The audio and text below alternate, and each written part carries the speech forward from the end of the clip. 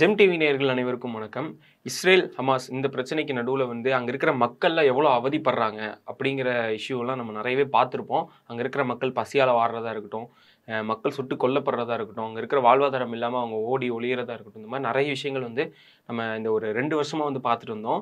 அது ஒரு வழியா போர் முடிவு கொண்டு வந்ததுக்கு அப்புறமே, இப்ப அந்த இடத்துல இங்க இருக்க எங்களுடைய பணைய கைதிகள நீங்க விடுவீங்க அப்படிங்கிற மாரி ஒப்பந்தத்தின்படி அதெல்லாம் நடந்துட்டு இருக்கு. அதாவது ஹமாஸ்லேருந்தும் அவங்க பணைய கைதிகள புடிச்சு வச்சிருக்காங்க. இஸ்ரேலுடைய கைதிகள் எல்லாத்தையும் விடுவிச்சுட்டு இருக்காங்க. இஸ்ரேல்லேருந்தும் நெறைய பேர் பாலஸ்தீன மக்கள் நெறைய பேரு வந்துட்டு இருக்காங்க. நெறைய பேர் இறந்த இறந்த மாரி வந்துட்டு இருக்காங்க. அதாவது பிணங்களா வந்துட்டு இருக்காங்க. சரி, ஓகே, இதுல என்ன இருக்கு அப்படின்னு கேட்டீங்கன்னா, அதுல தான் ஒரு மிகப்பெரிய ஒரு சோகமான விஷயமே இருக்கு. இப்ப பார்த்தீங்கன்னா, நேத்து ஒரு 200 டெட் பாடிஸ் பாலஸ்தீன மக்கள இறக்கி கொண்டு குடுத்துருக்காங்க. அந்த குடுத்தவங்கள்ல ஒரு 50 பேர் பக்கம் மட்டும் தான் இவங்க யாரு அப்படின்னு அடையாளமே தெரியுது. அந்த அளவுக்கு இருக்காங்க. அதுல 50 பேத்துல ஒரு 6 பேர் இஸ்ரேல் இவங்கலாம் இவங்க தான் அப்படிங்கிற மாரி அடையாளம் தெரியிற மாரி ஒரு 6 பேர சொல்லியிருக்காங்க. அந்த 6 பேர்லயுமே 5 பேரு யாருன்னே அடையாளம் தெரியாம தான் இருக்கு, இப்போ வரையுமே. அங்க இருக்கிற மக்கள் எல்லாத்துக்குமே அது அவனுடைய தம்பியா, அவனுடைய உறவினரா, அவனுடைய பையனா, யாரு என்னன்னே தெரியாம ஒரு 200 பேர அடையாளமே தெரியாம அங்க அவங்கள அடக்கம் பண்ணியிருக்காங்க. சரி, ஓகே. இது அங்க இருக்கிற சூழல் எப்படி மாத்தியிருக்கு அப்படின்னா, பிணைய கைதிகள அங்க பண்ண டார்ச்சர் எல்லாமே அதுல அப்படி தெரியுது அப்படின்னு சொல்லியிருக்காங்க. அங்க இருக்கிற அந்த ஏன்னா இப்ப அங்க எந்த ஃபெசிலிட்டீஸும் இல்ல. டாக்டர் ஃபெசிலிட்டீஸ் பெருசா எதுவும் பாலஸ்தீன்ல இல்லாதனால, அங்க இருக்கிற டாக்டர்லாம் அத வச்சு பார்த்தத வச்சு என்ன சொல்றாங்க அப்படின்னு பார்த்தீங்கன்னா, கண்களையும் கழுத்தையும் சேர்த்த மாரி கட்டியிருக்காங்க. கைய பின்னாடி வச்சு கட்டப்பட்ட நிலையிலேயே அவங்க இறந்திருக்காங்க. ஸோ அது அப்படி தெரியுது அப்படின்னு சொல்லியிருக்காங்க. உடல் ரொம்ப ஒரு மாரி அழுகி போன நிலையில, ரொம்ப ஒரு மாரி மோசமா, யாருன்னே அடையாளம் பார்க்க முடியாத அளவுக்கு ரொம்ப மோசமா இருக்காங்க. பார்க்கவே முடியல அப்படின்னு சொல்றாங்க. இது போஸ்ட்மார்ட்டம் பண்ணா மட்டும் தான் தெரியும் அப்படின்னு சொல்றாங்க. ஆனா போஸ்ட்மார்ட்டம் பண்றதுக்கான வசதியும் அங்க இப்போ இல்ல. அதனால என்ன பண்றது அப்படின்னு தெரியாம, அதுவும் இல்லாம ரொம்ப நாளா இது இருக்கறனால சீக்கிரமா நம்ம அடக்கம் பண்ணிடலாம் அப்படின்னு சொல்லி அங்க இருக்கிற இறந்த இறந்த உடல்கள் எல்லாத்தையும் அடக்கம் பண்ணியிருக்காங்க. அங்க இருக்கிற மக்கள் எல்லாரும் எவ்வளோ வேதனை தெரிவிக்கிறாங்க அப்படின்னு பார்த்தீங்கன்னா, அது என் பையனா, என்னுடைய குழந்தையா என்னன்னு கூட பார்க்க முடியல. ஆனா அது அடையாளம் தெரியாத ஒரு இதா இருக்காங்க. எனக்கு என் பையனா இருப்பானோ, என் குழந்தையா இருப்பானோ, என்னுடைய தம்பியா இருப்பானோ, என்னுடைய உறவினரா இருப்பாங்களோ அப்படிங்கிற மாரி வேதனையே அளிக்குது அப்படின்னு சொல்லி அங்க இருக்கிற மக்கள் எல்லாரும் சொல்றாங்க.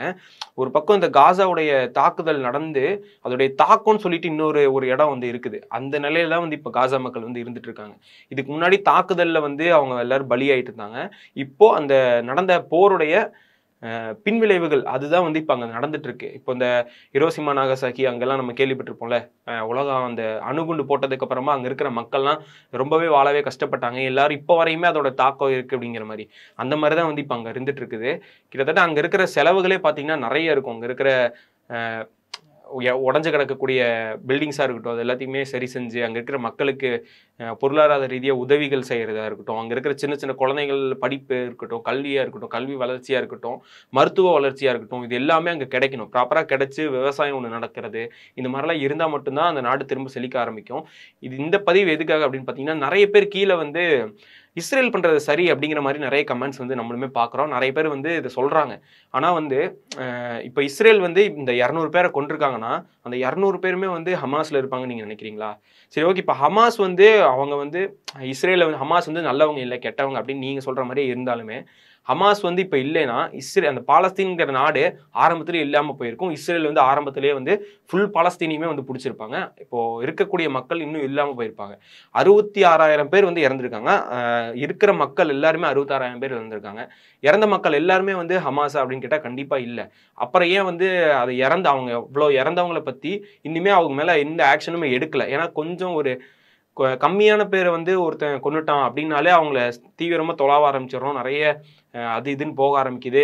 அவன் யாருன்னு தெரியறதுக்காக கண்டுபிடிக்க ஆரம்பிக்கிறோம். கண்டுபிடிச்சா உடனே அரெஸ்ட் பண்றோம். ஆனா நெதன்யாகு மேல போர் குற்றவாளி அப்படிங்கிற ஒரு குற்றம் சாட்டப்பட்டு அவர கைது செய்யறதுக்கான இதுவும் போட்டாச்சு. சட்டமும் போட்டாச்சு. இருந்தாலுமே அவர இன்னுமே கைது செய்யாம, அவர இன்னுமே பதவியிலேயே வச்சிருக்காங்க.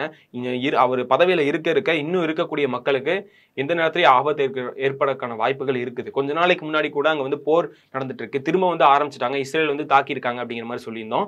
அது நெறைய பேர் ஃபேக் அப்படிங்கிற மாரி சொல்றாங்க. அங்க நடந்தத தான் சொல்லியிருக்கோம். உண்மையாலுமே அங்க இருக்கிற மக்கள் இறந்திருந்தாங்க. அது ஒரு திடீர்னு திரும்ப ஆரம்பிச்சனால ட்ரம்ப் கூட அத கூப்பிட்டு ஒரு மாரி திட்டுற மாரி பேசியிருந்தாரு. போர் நிறுத்தம் அறிவிச்சாச்சு. இதுக்கப்புறம் அங்க என்ன போர் போர் சம்மந்தமான விஷயங்களா போயிட்டு இருக்கு, அங்கே இருந்த மக்களை வந்து சுட்டுட்டு இருக்கீங்க அப்படிங்கிற மாதிரி ட்ரம்ப்புமே கேள்வி முன் வச்சிருந்தாரு. இதை வந்து இப்போ கூட நீங்கள் நியூஸில் போய் பார்த்தீங்கன்னா கூட இருக்கும் கண்டிப்பாக. அங்கே இருக்கக்கூடிய பாலஸ்தீன மக்களுக்கு வந்து இந்த போர் நடந்து முடிஞ்சிருச்சு அப்படின்னு ஒரு பக்கம் இருந்தாலுமே அதோடைய பின்விளைவுகள் வந்து இப்போ நடந்துட்டே தான் இருக்கு. இப்போ வந்து இஸ்ரேலில் இருக்கக்கூடிய அவங்க பிடிச்சி வச்சிருந்த, அதாவது பிணங்களா, அதாவது உயிரிழந்த நிலையில இருந்த மற்ற எல்லாத்தையும் வந்து இப்போ ஒரு 200 பேர் வந்து அவங்க அனுப்பியிருக்காங்க.